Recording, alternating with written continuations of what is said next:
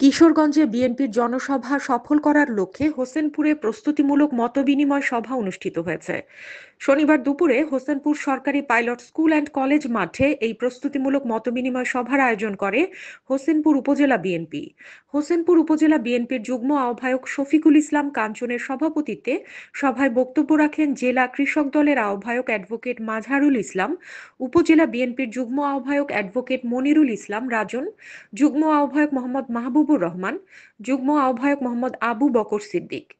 সভায় আরও বক্তব্য রাখেন উপজেলা যুবদলের আহ্বায়ক সাফায়েত হোসেন সম্রাট, সদস্য সচিব এবিএম জহিরুদ্দিন সোহেল, ছাত্রদলের আহ্বায়ক মোহাম্মদ আবু নাইম, জিনারি ইউনিয়ন বিএনপির সাবেক আহ্বায়ক মোহাম্মদ ফখরুল আলম খান, শীতলা ইউনিয়ন বিএনপির সাধারণ সম্পাদক ইঞ্জিনিয়ার মোস্তফা সরোয়ার সুমন সহ অনেকে।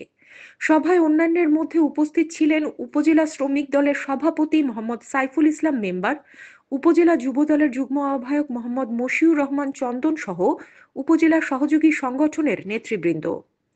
সভা পরিচালনা করেন উপজেলা বিএনপির যুগ্ম আহ্বায়ক ও শাহেদল ইউনিয়নের সাবেক চেয়ারম্যান আবুল হাশিম সবুজ। হানিন ইসলাম, সিএন বাংলা নিউজ ডেস্ক।